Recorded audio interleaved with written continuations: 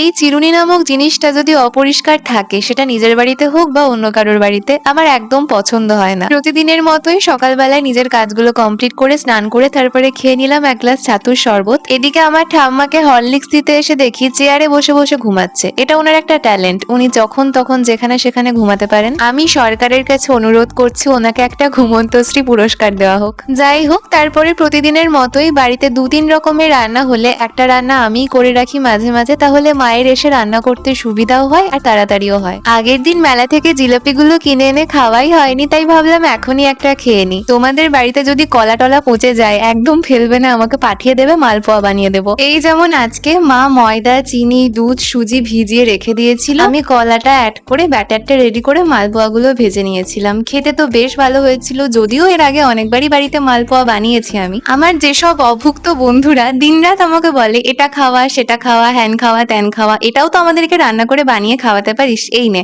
আজকে তোদেরকে দিলাম, মন ভরে খা।